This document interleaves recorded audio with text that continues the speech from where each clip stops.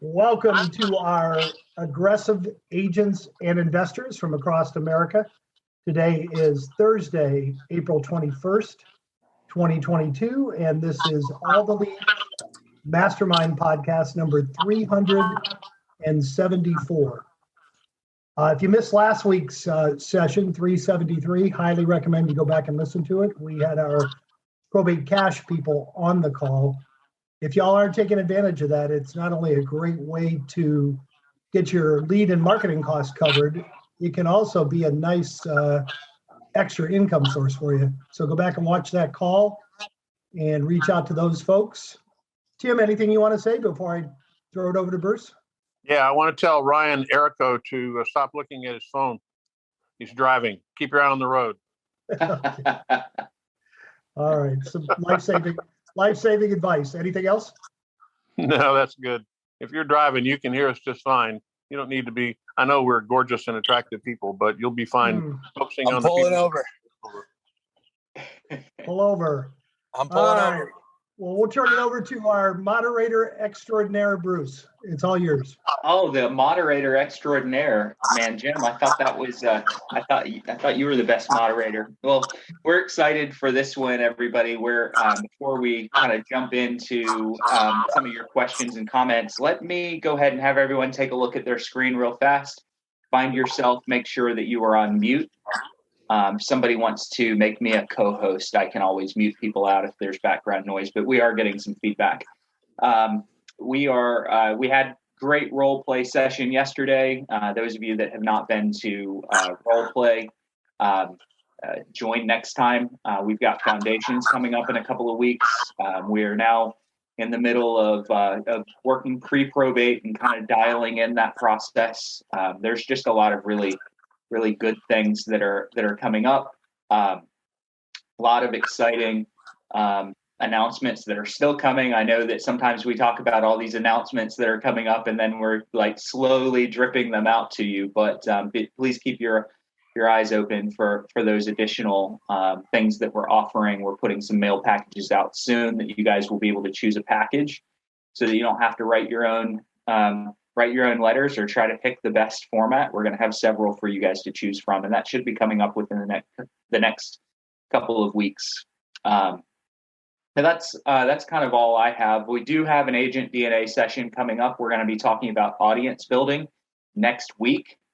If you have not started the Agent DNA series, please just wait a couple of extra weeks and jump back into the new series that is going to start from the very beginning here in about 2 weeks. But if you've already started, join next week for your audience growth class that we're going to be putting out. With that, I will kind of ask Chuck or Tim or Jim if you guys have anything else to add before we start taking some questions. The only thing I was going to say, Bruce, is that I think you ought to elaborate just a tiny bit on what the Agent DNA program is all about and all of that. That's a little cryptic, and if they're not already on it, I think it's an awesome program that we need to make more mileage out of with our people because, we certainly focus our energy and up to this point have focused it almost exclusively on probate, but the whole premise of Agent DNA is a pure business building set of tools that Bruce teaches, and it's vitally important that y'all understand that this is just something that you get by being a subscriber, and we offer it to you. And we're not, beating you up for dollars for a lot of the stuff that we offer. We're just trying to help you grow your business. And if you're not taking advantage of these, you're really not being smart about running your business. And we really encourage you to do it. It's a great program. We get rave reviews on it, and Bruce is incredibly generous with his time. So the Agent DNA, and if you're an investor, I don't want you guys immediately tuning me out here. If you are a small business owner, you are responsible for building your own business. And if you have a service to provide, and I realize that if you're flipping houses, you don't always look at yourself as a service provider, but you are. So if you have a service to provide and you're trying to grow your business, I believe that there are 5 fundamental elements of every small business owner's DNA. And a lot of people don't know what those are. a lot of people are out there, they're focusing on, hey, where do I get my leads? And the leads are just one piece of the 5 parts. The other parts are things like business mapping. So having a really good plan. We did that last month. What to say and how to say it. That's your narrative. We're doing that probably next month. Rituals and habits. What do those need to look like? And then what's your brand need to look like? So there are 5 kind of core elements. And the class that I teach starts with a foundational class where we kind of take our business pulse. And then every single month we add on to it. And it runs for about 6 total months when you count the first class. If you did miss the first class, which would have been taught maybe 2 months ago, if you missed that, I don't want you guys joining in on this next week's class because you really need that. We are going to go back into the very beginning, starting in the beginning of next month. We're going to teach that foundational class again. So if you missed out, you really haven't missed out for very long. We're going to start it all over again next month. If you've already taken the foundations class and you already came to business building, then you guys are absolutely more than welcome, and we're ready to roll that new class out. And it's going to be all about your audience growth. So who follows you, who you know, who maybe you don't know, but they're watching you and your business, and building that audience out, because ultimately that's the heartbeat of a good business. Is people have to know who you are, what you do, and more importantly, how you are relevant to their life. Okay. They can know who you are and what you do all day long, but if they don't know how you're relevant to their life, they're going to go use someone else, or they're going to sell their house to someone else, or they're going to list a house with someone else. So it's all about making yourself relevant to them and someone that they really can't live without. Is that good enough, Tim? Nope. All right.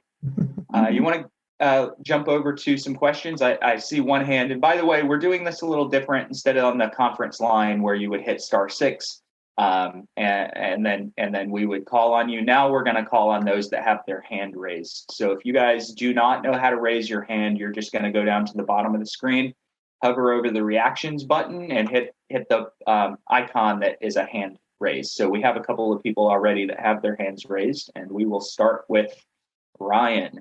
Hey, Bruce. Go ahead, Tim. Also, are you going to let people who are watching via the live stream post their questions online and look for those as well? Yes, I am. And guess what I didn't? This is only our second time doing this. So guess what I didn't log into? Alyssa or Zeke, are you guys seeing those questions right now while I try to get logged in? If you are. Yes, I'll see the questions and I can send them to you. Great. As I see them. Sounds good.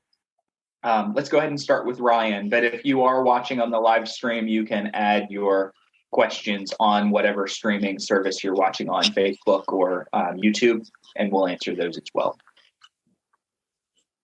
Hey, Bruce. Hey, everybody. How's it going? First thing, I was in the role play call yesterday, guys. That was really great. If you guys can get in there, I feel like that's something you should be taking advantage of. That was awesome. Just want to say thank you for that. And other than that, I am pretty much brand new, like in all regards. Like I was an appraiser for like a couple years, but as far as it goes with investing, being an agent, like I'm just brand new. So what's some advice for somebody who's kind of just starting out to be able to like fully take advantage of this and do it kind of efficiently? So I would say make sure that you outline a very basic starting point. And the starting point is clearly going to be on the phone, but it can expand on that a little bit more. You get yourself a couple of letters that you put on an automatic drip. It shouldn't take you very long to select your letters, and if it's in a week and a half, we'll probably have those packages that you can just select a package. So start with a couple of letters and follow it with phone calls. The next thing that you need to be doing is going to your attorneys, anyone who is an estate planning or a trust or probate attorney in your area. Start setting up conversations with them. So those are going to be the three really super basic places to start from. They're the core for a reason, is they're going to get you a lot of business that particular way. And then I'll throw in one of the things that you should probably work on is your web presence, because people will check you out. You leave them voice messages, you send them some letters, they will go and check you out for a little bit before, and you won't even know it before they call you. I've had people call me over the years that had saved my letters for months and months and months. They've looked at me online for months. I had no clue who they were. And they call me because of the combination of those touch points that I have. So to kind of boil it down into something a little bit easier and more actionable for someone like you, pick the phone up first. Set a goal of calling, let's call it 20 people a day. All right, you may choose to call 50 a day or 100 a day. That's fine. But let's just say set a goal of calling 20 people a day. Set a goal of having 2 to 3 letters selected and on autopilot within a week. Okay, I'm assuming you don't already have these. If you do, this is for everybody else. So 2 to 3 letters on autopilot in a week. And by the way, folks, 2 to 3 is just kind of a starting point. I like to mail people for 6 to 8 months. But that can be overwhelming to someone who says, I have to write 8 letters. So let's just start with a more basic, more easily actionable set of steps. Get our team working on a website for you. They're really, really super affordable. So get our team working on a website, or get yourself some kind of blog or something set up so that people can go see what you do. And that should be it for your immediate action steps. When you're ready to add attorneys in, start calling 10 a week.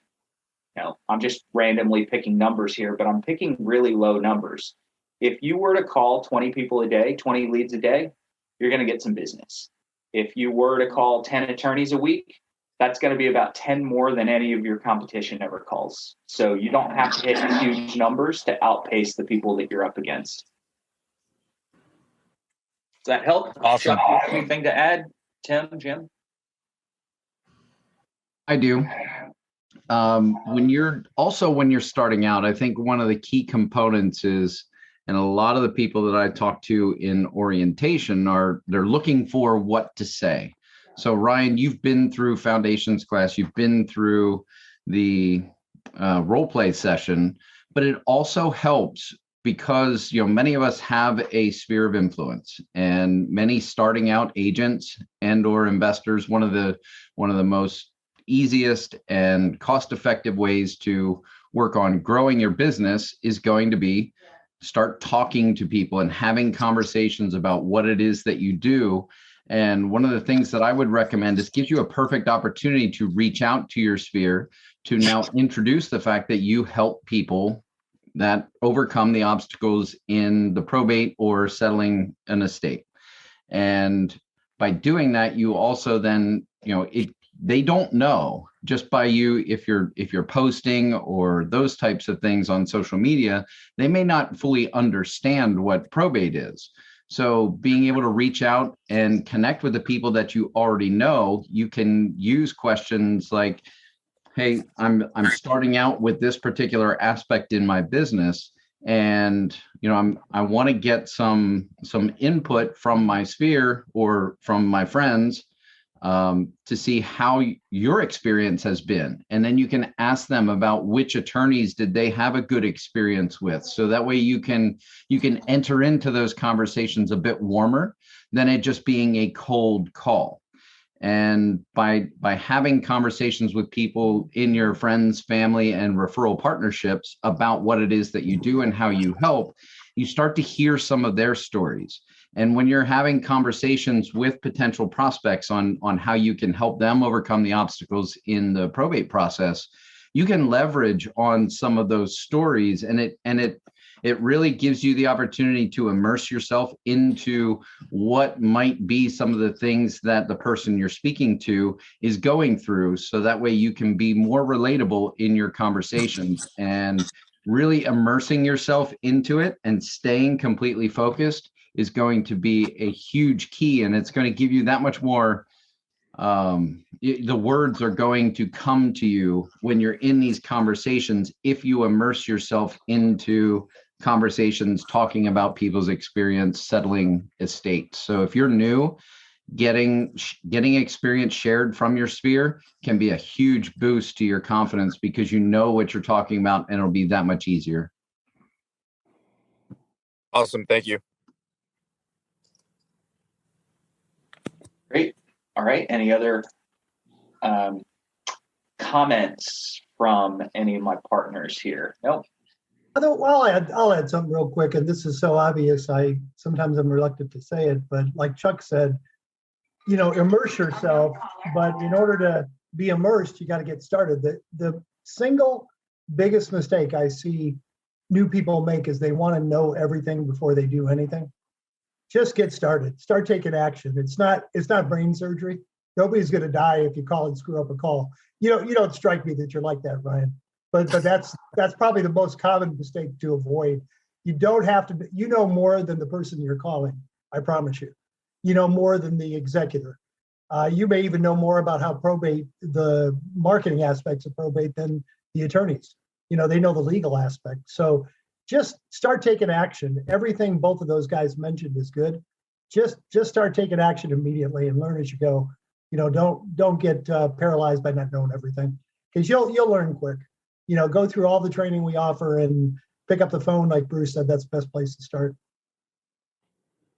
Gotcha. I appreciate it. All right. Thanks, Ryan. All right. Next up is Dwayne.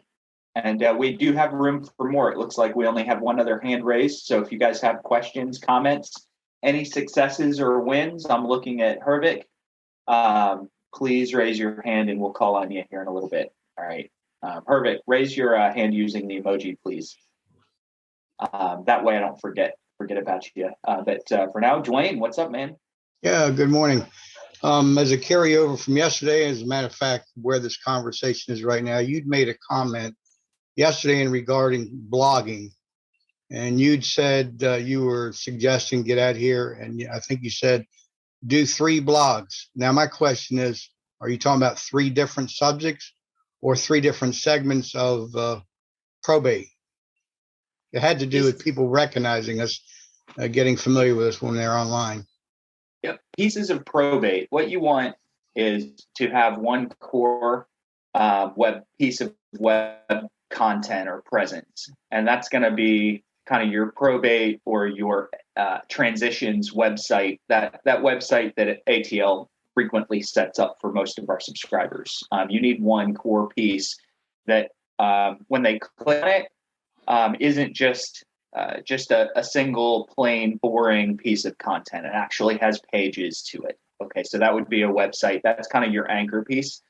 But when they look you up, if that's the only thing that they see, then it might not have all the impact that you're looking for. So I typically encourage people to go on, get yourself a blogging platform.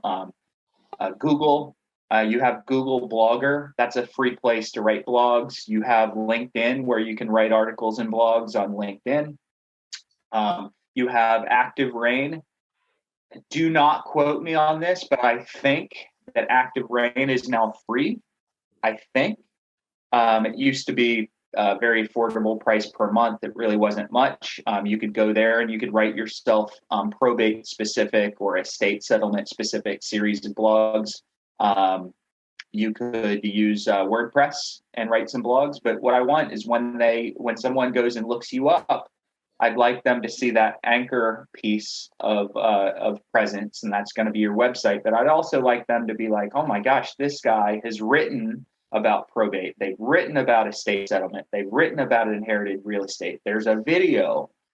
So all of this, if it seems overwhelming to you guys, it really shouldn't be overwhelming. Just imagine if once a week you sat down and spent 15 minutes writing a little bit of an article on a blog platform, and you posted it, and it had to do with probate. And the next week you went in and you wrote about why vacant property insurance is so important when you're inheriting real estate. And maybe the next week you write a little blog on what to look for when you're hiring a probate attorney. And maybe you even do this once a month. Okay, that's not too cumbersome on anyone. You just write a little bit once every week or once every month. And in 6 months, if somebody Googles you, you own the probate space. You own the estate settlement space or whatever space that you're in. So you've got your anchor piece of presence, which is your website, and then blogs and short videos can really come in to help kind of underpin your credibility when someone checks you out. Does that help, Dwayne? Yes, it does. Okay, that's it for now. Thanks a lot. Okay, thanks. All right. Who do I have with the Cubs hat on? It says, I apologize. Hey, Bruce. It's me. Oh, is that Cubs or? I can't tell. I can't see your hat. I'm not wearing my glasses. Oh, That's are you you. Yeah. Solon? Okay, hi. I'm Solon from Philadelphia. How are you? It's Solon. Okay. Go got it. Sixers. First time listener, first time caller. I do appreciate this, guys. I have been in the business for 12 years. I've been really successful at calling expireds withdrawals for sale by owners for my listing, opportunities. I'm in coaching. My coach just advised me, you definitely check out Probate. 90% of your competition isn't participating in that type of business. I've actually had the fortunate, I've been fortunate to have about 5 transactions in the last 3 years that are strictly estate sales. And I did connect with a probate attorney. One of them was a referral through commercial. So I have some experience handling the situation, especially with siblings being on opposite sides of the country. But more, I've never really approached it as far as like, here's a bunch of data, go after it type of scenario. And I definitely know how to dive in and dial right away. What is your turnaround time for these types of lead process system? I mean, I have Mojo Dialer. I have everything pretty much set up for me to just churn and burn, $120 a day if I need to. Is this something that I should be a data stream that will provide, I can get good data out of it and then be able to convert in 90 days? What kind of turnaround time am I looking at?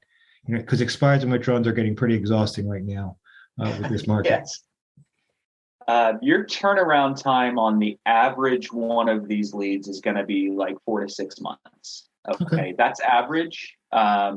There are people that I've worked on for 2 years before they're ready. There are also people that I call and they say, come out next week, let's list the house. Okay. You're going to have some of that low-hanging fruit. The low-hanging fruit has kind of diminished over the past couple of years, and it's not because of competition. It's just because people's lives are busier. So if you're in the Philly area, people are living pretty busy lives. They don't have time to do all of the steps of probate that they used to have plenty of time to do, just as we've gotten busier and faster paced, which is an amazing thing. So it used to be my conversion and probate would run about 3 months on average. Now it's a little bit longer, which is incredible because when it was short, I would have a lot of people that I was up against when I go on that appointment. A lot of people I was up against. And even today, if I were to call and someone says, yeah, I'm going to sell the house, come out and show me what you got next week, I know that I'm probably going to be competing with someone because if they A, answered the phone and B, wanted an appointment that fast, they probably picked the phone up from my competitor when they called as well. But when they're not ready and they want to blow you off, especially if you have the right technique, you're going to be the only one standing in 4 months when they are ready. So that's what I want you to think about is you're gathering information first. You're kind of getting an idea of their time frame. And then you're going to be in first place and kind of the only one that's still with them in about 4 or 5 months when they get through enough of the process to sell the house. Now, that does not mean that you can't take that person that might be thinking they're 6 months out and move them up, because a lot of people are under the mistaken assumption that they can't sell until probate's done. Agreed. And at the majority of locations, they absolutely can. They just don't know it. Agreed. So, yep. Yeah. Right. But plan on following up with the average person in 5 months or so. Yeah, I appreciate that. Thank you very much. I'm a big believer in proper follow-up. They tell me 6 months, I automatically cut it down to 3 as far as that. It's just a simple follow-up call. And you are right. Things, life moves faster sometimes and they're unexpected behind it. So I appreciate that. All right. I'm not a big letter person thing. So would you say phone call, obviously direct conversations, you know what I mean? I feel like that's number one. As long as I stay on top of that, do you feel it's absolutely necessary to do the letter thing week after week or for months or at a time when you plan on being consistent with follow-up calls? So what happens is you have this recipe, and the primary ingredient is going to be probably your meat or your vegetables, and that's going to be your phone call. Without the primary ingredient, you really don't have much of a recipe that anyone finds attractive. With that said, your campaign can be pretty plain if it doesn't include your web presence and your mail and your attorney relationships and things like that. So I want you to start with a foundation and a core of phone calls, but I want you to put the extra ingredients in because they're only going to enhance the result that you get from your main ingredient, which is the phone call. So let's just pretend, all right? And I'm not giving everyone exact data. Every single market is different. Every single one of our subscribers is different. Some people are better on the phone. Some people are worse. So there's really no way to give you perfect data that's true in every market. But let's just pretend that phone calls are going to get you 1.5% conversion rate standing alone. Let's pretend that mail is going to get you 1% conversion rate standing alone. So it would stand to reason that the two of those together is 2.5%. But I've found that the two of those things put together actually do more than that when they're combined together. Makes sense. But your primary ingredient still needs to be that phone call. And if you want to accentuate the results you're getting on the phone, make sure that they know who you are with mail and a web presence. Appreciate that. Thank you very much. Yep. I think I'd add on to that, Bruce, that when you're having conversations with these folks, a key ingredient can be to get their best email address. So that way it gives you the opportunity to not only touch them through the telephone, you can touch them through their inbox on their email, but also sending a reminder postcard, even with some little tips and those types of things. You're touching them from different angles and different media types, and it's going to trigger them in a different part of their brain, because they'll physically have something to hold in their hands. So even if it's not an extensive mail campaign, even if it's used as a follow-up, it could even be that thanks for taking my call, could be that type of handwritten note that gives them something physical and something of value, whether it's bullet points of here's the value propositions of how we can help you overcome these obstacles as you're approaching settling the estate and dealing with the physical aspects. Having something there, they can put that into their file folder. We don't know exactly how they organize their thought processes and organize their important information to take action in the future. And relatively many of the people that are in charge of are the executors of the estates, as we have here in Pennsylvania. They may want to have something physically in their hand to refer back to and show people at a family meeting as they're working on settling the estate. So don't discount the power of the mail pieces that get put into their mailbox, but also don't miss the opportunity to get their email address so we then can share blog information, valuable information that we can develop in our business process. So that way we can be that service solution, that service provider and that solution in the local marketplace focused on helping people settle estates. Thank you. Mhm. Yep. Cool. All right. You good? Hervik's on the phone. Let me, while Hervik is wrapping up, because I know he had a win to share this. While he's wrapping that up, gotta go to Rebecca. Rebecca, I'm not sure if you're able to unmute yourself or not. If not, I will read your comment. I'll give you a second to unmute yourself just in case. Actually, that's not Rebecca. All right.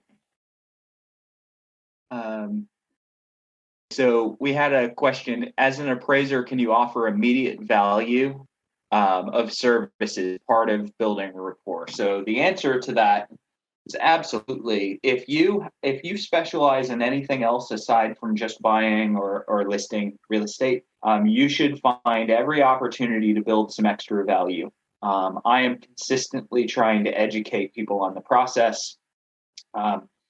If I'm an appraiser, I'm offering attorneys, very specifically estate planning and probate attorneys, my services to build that rapport with them. I'm also offering appraisal services to the PRs. If I was an appraiser, I would almost consider leading with the appraisal of assets, and then use that as an opportunity to spin the conversation into a real estate transaction. So 100%, I think that you should be leveraging that license that you have if you have it. Okay. So Hervik, what's up, man? You had some successes here recently with probate. You want to share? Yeah. Thank you, Bruce. Recently, it was actually last week, I closed a deal that I think it was from the December list. Mm-hmm. And I picked it up, got it under contract, and I have an investor in the area that was real happy to pick it up for me. So I was able to make a little spread there. That's amazing. So almost 4 months, right? Did you have that lead for about 4 months before you put the deal together? When did your conversation with them start? I think it started in February, like mid-February. So it was on the December list. About mid-February is when we got in touch with them on the phone. Mm-hmm. Okay. And that's where it started. Do you get your leads at the end of December, mid or beginning? Was it kind of 2 full months before you actually got a hold of this person?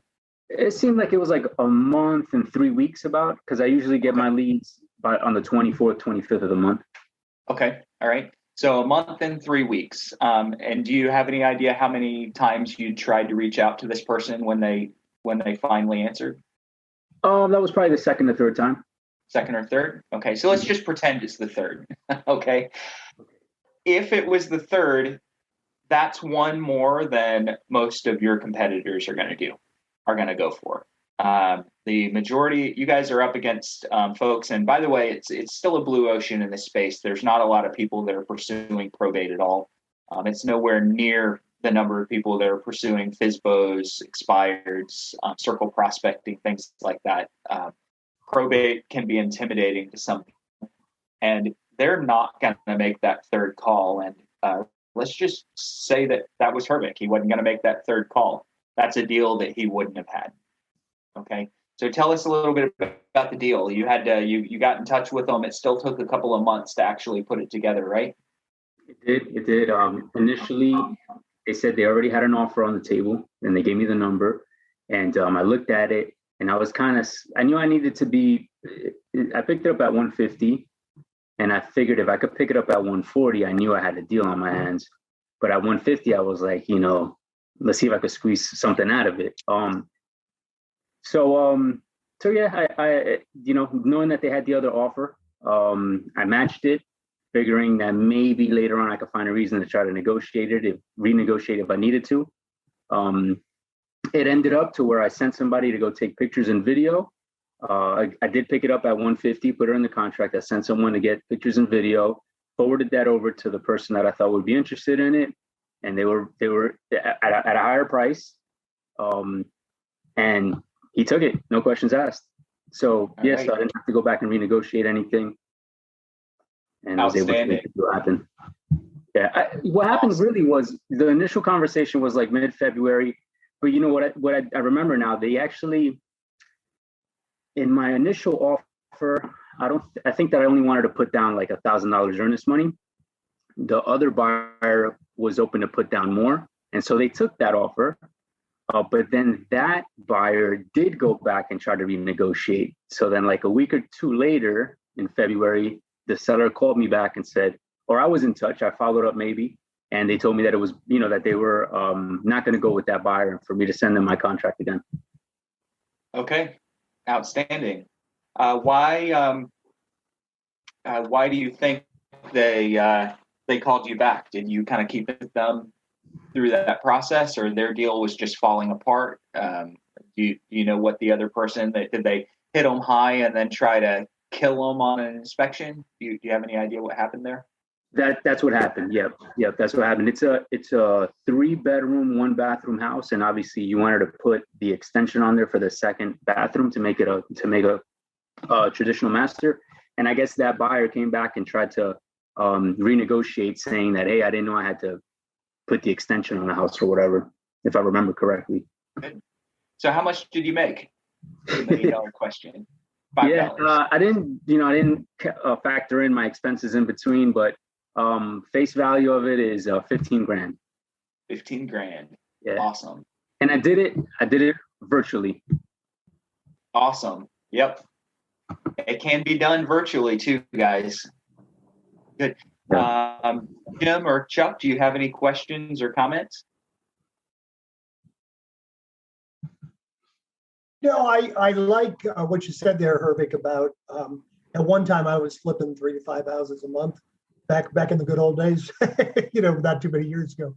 But I had a local competitor that never closed on anything, and he was fully intending to flip them, which is fine, but he always made his offers with $100 deposit. So I would come in kind of like what the guy did to you the first time. I would just come in with a much stronger deposit, $1,000, $2,000, $5,000 with contingencies in there because, I was going to do inspections anyway. I could always back out, but it made my offer seem that much more credible that I had a bigger deposit. So it sounds like that's what that guy did to you the first time. And if he hadn't gone back and renegotiated, you would have ended up losing the deal. So yeah, but no, great job. Great job. You never, how many hours did you invest to make $15,000 really? How much of your time? Yeah, no, probably not that much. Probably the most, maybe 3 hours, maybe. Yeah. So what's your ROI on zero investment and $5,000 return? $5,000 an hour. Yeah. Yeah. Exactly. Good job, man. That's great. Yeah.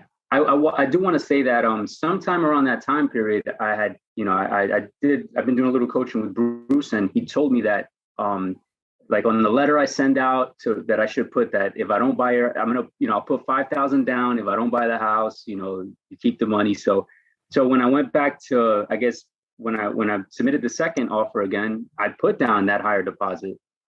I think that's what it was, or something like that. But I just remember Bruce telling me something like that, like, you should put down a higher deposit. Don't be afraid, because with your contingencies, you really don't stand to lose the earnest money. Exactly. Yep. Yep. Wholesalers in general, and I know that we're not all wholesalers here. A lot of agents, a lot of fix and flip investors, buy and hold investors, wholesalers, a lot of different people. But in general, the investor world, they are petrified of deposits, scared. If you are competing with investors, that's going to be your biggest area to separate yourself from other investors, because they're trying to lock a house up for nothing or $100 and have absolutely no risk in the deal at all. And it's always great to not have risk. If you want to separate yourself and just blow them out of the water, add a little bit of risk in there, and then mitigate your risk with terms that you put together. So great job, Hervik. Really really powerful testimony there. So, Question for you, Herbert. yeah. So take us through the different steps of marketing that you sent to them. You know, how did you enter into that conversation? Was that you directly cold calling? Was that an ISA calling for you? Did they respond to a letter? Did you knock on their door? How did you get into that conversation? So that specific conversation, it was an ISA that made the initial contact, and then I followed up. I know that I should follow up quicker, but it was probably like the next day I was following up. That's one thing that that I keep in mind. I need to kind of follow up much quicker. But yeah, initially it was my ISA that put me in contact with the seller. Fantastic. And then as far as you following up with them, were they expecting your call and everything worked out okay? And they're like, hey, thanks for giving us a call. Yes. And then you were able to, understand what their goals were and see how you could help? Pretty much. Yep, exactly. So once I get the list from all the leads, I usually send out my first letter. Until recently, I started sending multiple letters. But, obviously in the beginning, you kind of try to be careful with your spending. So I sent the letter out, and then, I do my ISA helps me make the phone call once a month, and we touched base with them in February. My ISA I did the follow-up call, and, I approached the call with like I'm an investigator, kind of, not in a bad way, but just looking to see how I could help. So just kind of asking here and there questions just to see what kind of value I could bring to the table. And I've always, I do approach these leads like that. With just bring in as much value as possible. I want to earn the business. But that was it. It wasn't the crazy marketing, just sent a letter and just followed up with the phone calls. So the beautiful thing with this Perfect is that we're having to pull some information out of you, and it keeps coming back to, hey, this wasn't really all that complicated. We just called once a month. We followed up. Yes, I do some letters, but I'm trying to get more of a story out of Hervik, more because this is going to get published. But the truth is, guys, you should hear the simplicity behind this story. I'd like to make it complicated because it makes a good podcast, but simple gets the deal done. And there wasn't anything complex or fancy about the way that Hervik did it. He wasn't even local in the market. Had an ISA call. He followed up on the call. He previously sent a letter or two out, so they kind of knew who he was when the ISA called. Put a deal together. So that's all it really takes for those of you that want to turn this into rocket science and make it really complicated. I love complicated sometimes, but most deals aren't really that complicated. You just call, you're looking for that person that is ready to go at the time that you call or soon after, and you got a deal. My original mentor years ago used to say, people want to buy, people want to sell. Your job is to get in the middle and then get out of the way. Yep. It really is that simple. Yeah. Yep. Great. Well, you are in first place for our winner of the week, Hervik. Thank you. Yeah, thanks, Hervik. Hank, thanks for jumping in, man. So we have a question online. We've been doing calls already. We're planning on using social media. Can we share a roadmap or any campaigns that have worked on how to market probate real estate on social media? So I can kind of take this in two different ways. The first is probably not the way that Kim was intending it to be answered, but really briefly, let's say you have a probate, you should not only market that specific probate listing or that specific probate deal as a listing or as a property for sale on social, but you should specifically talk about the fact that it came from probate in your marketing. Okay, there are a lot of people in your sphere of influence that need to know that you specialize in this niche, right? I call people that I know all the time, and this goes back to Chuck's point earlier, and I'll talk about probate, and inevitably, every time I mention probate or settling estate properties, they always say, "Oh, I wish I'd have known you'd done that before. I wish I'd known you 2 years ago when I lost my brother or my dad. I wish I'd known because I didn't know who to turn to that I knew that I could trust." So people are always going to go, or people are generally going to go with the person that they know and that they trust, especially if that individual has shared this niche. Okay.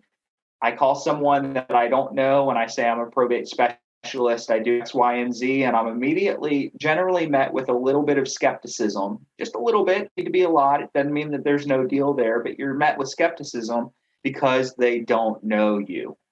If they know you and they know that you are specifically in this niche, they're going to use you when they encounter something like this, when they encounter a loss in their family or when they're the administrator. In general, everyone in your circle, out of your circle of influence, you're probably going to have 5 or 10% of them somehow connected with a probate situation in the next year. Okay. You're not going to know about it if you don't tell them what you do in this space. You're not going to know about it because they're going to go through. They're not going to tell anyone. They're just going to silently handle their business. And if they need help and they're not reaching out to anyone because they think that it's up to them to deal with the process. So, Kim, that's kind of to answer a little bit of your question on what to do when you have a probate or an estate that you're working with already. You've already gotten the listing. You've already bought the house, whatever you're doing. You should specifically tie that marketing to probate so that people see you do probate. It's okay to niche down in this space. Now, if you're just marketing in general to families that are going through probate, you can always load a custom audience into Facebook. You could also be one of, I don't want to say our beta testers because we don't have a program for this, but you could also be someone that tries geofencing, where you actually specifically target in on the address and you run social media and Google ads to their house. That's Chuck honestly knows a little bit more about that than I do at this point. But you could geofence the individual personal representative's house and run probate ads to them. But ultimately, if you're using social media, you need to just be thinking about this niche with some of your organic social media posts. That's where you're going to get the biggest bang for your buck, is talking about the niche organically on social media. Just use it as one of your business building and your brand activities that you're doing on social anyway. Okay. So if I were to add to that, I really wanted to, kind of ask the question, because the term social media can be quite broad. And so which platform are we talking specifically? Facebook? Is it Instagram? Is it LinkedIn? Is it YouTube? Are there, there's different approaches for each one. And if we're talking about Facebook and or Instagram, maybe it's even LinkedIn or all of them, right? I think the opportunity would be through direct mail or through having the conversations to where if you can direct them to something of value that they can get off of your website. And once they land there, once they take that action or that engagement, I mean, whether it's a checklist or it's a book or it's a free report or something of value that makes sense, that somebody who's entering into the role of being a personal representative, if you can get them to your online space and have those retargeting pixels and or cookies, whatever you want to call it, on that site, so that way you can track their engagement, then you have that opportunity to retarget them and follow them. So that's going to be intent based. That's going to be your really strong campaign, because somebody's already expressed an intent that they're looking for particular information. They've landed on your site, and then you're able to give them the value, and then you'll be in their particular feed as a sponsored ad. There's There's a number of components to building that out. Are you comfortable on video? Do you, graphic skills, those types of things. So if you are a subscriber and you want to talk more in detail, don't hesitate to schedule that strategy coaching call, and we can talk through those details, because it needs to be rather custom to your specific business process and how you're and what you already have set up. So that way we can really dial it in for the best approach for you. Yep. Hey, Bruce, before you get to there's a few more questions All right. here, but we have, Joyce, we'll get to you. go ahead. I was going to say, Joyce, we'll get to you in just a second. Let me address Daniel. All right. Thoughts on calling personal representatives prior to sending out an initial mailer? Okay. If I've sent mail out, it only changes one piece of my call. So when I call and I'm talking to Daniel, so hey, Daniel, it's Bruce Hill. I sent you a letter in the mail about a week ago. I'm gonna guess that you probably haven't had a chance to open that yet. Okay, that's kind of an intro that I'm going to use if I've led with mail. Okay, the letter is just sort of a reference point, and it gives me that disruptor to break the pattern of resistance that a lot of people fall into when they get a cold call. If I haven't sent mail, I'm just going to call Daniel. Hey, it's Bruce Hill. Is my name familiar to you? It's simply a different pattern disruptor that I'm going to use. There's really no other difference in the phone call. The letter is a reference point for them. If I haven't sent a letter, I don't have a reference point for them. I'm going to use a different pattern disruptor. Is my name familiar to you by any chance? If they've gotten a letter, that question just changes. I sent you a letter about a week ago. I'm going to guess you probably haven't had a chance to open that, have you? Okay. Nothing else about your call really changes a whole lot, whether you have or haven't sent a letter. So personally, my list comes out. I give myself about 5 to 10 days. I have autopilot set up on my mailing campaign. I'll pause the mail for about 5 days. I'll go in and I'll scrub out the leads that do not have real estate. So I take those out. My mail runs. Now, during that time, while I'm doing that initial scrub of leads, I'm also calling the lead at the same time. Anyone that answers, is my name familiar to you? They're going to say no, but at least it gives them something. And occasionally someone says yes, and I know that it's not. All right, I know it's not, but they want to say yes. That's a sign of a warm conversation that you're about to have. After that first mail goes out, I'll go back and I'll call anyone that never answered on the first round, and my question just changes. Sent you a letter a couple of days ago. I'm going to guess you probably haven't opened that yet. Okay, so I'm going to tell you, go ahead and make your first round of calls while you're scrubbing your list before that letter is dropped. And then when the letter's dropped, use that as your excuse for your second call. So you don't have to wait on your first mailing to go out to make calls. The call structure is basically the same either way. Any additions there before I go to Joyce? Hopefully, Daniel, that helped. Joyce, I see your question. Was your question about the DNA class, or did you have a probate question? Yes, a DNA class, please. Yep, DNA class. So the next class is going to be next week. I believe it's on Wednesday next week, 2:00 Eastern time, 11:00 Pacific, and it's on audience building. But if you haven't been into the original DNA, the DNA Foundations class, and I know you have, Joyce, but for those of you that have not, I'm going to encourage you to wait until I start the series over again in the beginning of next month. I'll send that email out in the next week announcing when that class is going to be. But if you've already started the DNA class series, join me next Wednesday for DNA audience building. How do we register for that, Bruce, please?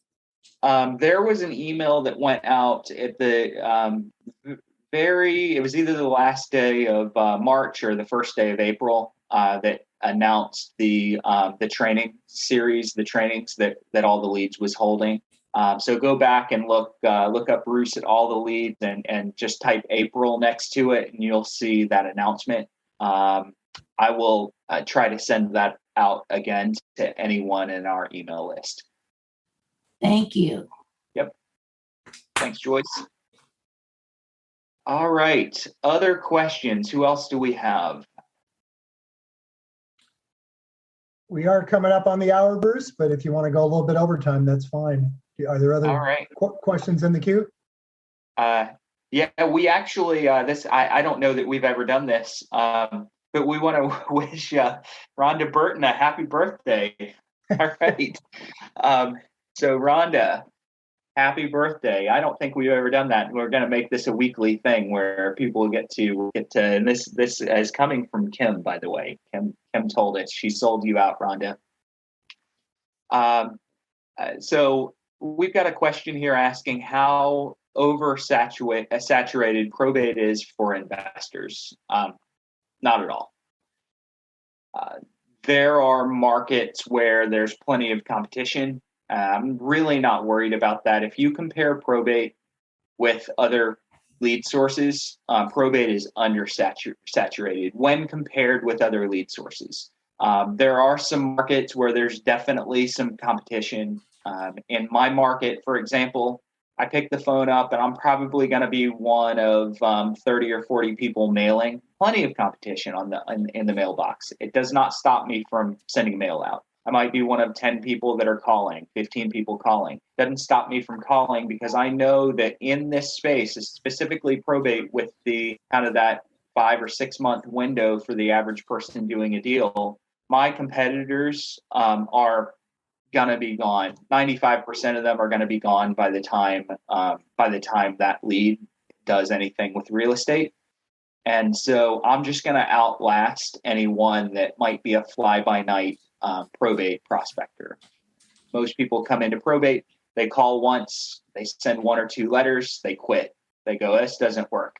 It absolutely works. I just outlast the competitors, and that's why I'll get the business. And those of you that outlast your competitors, you're going to end up picking up the business that they leave behind by quitting too early. Bruce, All right. I was going to add real quick. I talked to a lot of our subscribers in the hyper competitive markets, and it always makes me chuckle a little bit. I'll get a comment like, by the time I get the leads, 20% of the properties are sold. And I just want to say, great. How about the other 80%? Get on the phone and make the calls. If you're not aware, due to customer demand, for the areas that are hyper competitive, we do have a pre-probate product where you can reach the people sooner. For your average realtor and investor, it's probably not even necessary. But if you are in a hyper competitive market and you're finding that you want to reach everybody or a majority of them first, you may want to consider adding the pre-probate product to your regular subscription. Yep. Totally agree, guys. Completely agree. This is as Steve just said, this is the long game. There are deals to be had quickly. I'm going to argue that the 20%, so you hear that sometimes, by the time I get the leads, 20% have already sold. I'm going to say that that's an exaggeration. It might be only 5, maybe 10% tops that sell immediately after filing probate. And I would say that of those 5 or 10% that sell very, very quickly, most of those already had their buyer lined up before they ever filed probate. So if you want those, go after pre-probate. If you want the trusts that will never have to go through probate, go after pre-probate. But don't get stressed when 10% or 5% of your leads sell in the first month after filing probate. You didn't have much of a chance because they probably already picked out their agent or their buyer before they filed probate. It leaves 90-95% left to build your relationship with. There's plenty of business in this space. Even if you have a really great agent or two or investor or two in your market that you're competing against that gobble up a bunch of business, that's totally fine. There's lots to go around in this space.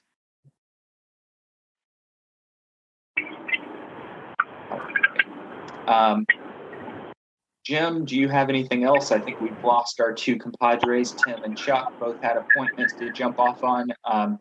No, I think it's a great call. If you don't have any other questions, we can go ahead and wind it up. Any more questions in the queue, Bruce? Last thing we have is just a comment from Steve. He said that anyone who's looking to rent the property out, so they're planning to hold on to the property. They tell you, no, I'm not going to sell. We're going to rent it. It's a great follow-up call in 6 to 10 months, because a lot of people try to be a landlord and they decide that they hate being a landlord. So those are the ones that it's almost certain that your competitor that hears, hey, I'm going to keep the property and I'm going to rent it out, your competitor strikes them off of their list. You, by following up with them in 6 to 10 months, are going to catch those people that go, man, I got a terrible tenant, or they trashed the house, or I haven't been able to rent it. Whatever the case is, people change their minds. So whatever their initial answer is the first time you talk to them doesn't mean that it's going to be their final answer at the end of the day. All right, well said. Well, guys, first of all, I want to congratulate Hervik. You are our winner of the week. Way to go. Your prize will be coming in the mail. Your salesperson will reach out to you. Thanks for sharing a great story with us. I want to thank each and every one of you for being here. I want to particularly thank those that actively participated. I want to challenge all of you, just take one idea that inspired you on this call, go out and put it into practice, and please come back next Thursday and share your results with the group. Have a great week, everybody. We'll not only talk to you, but we'll see you same time next week. Take care.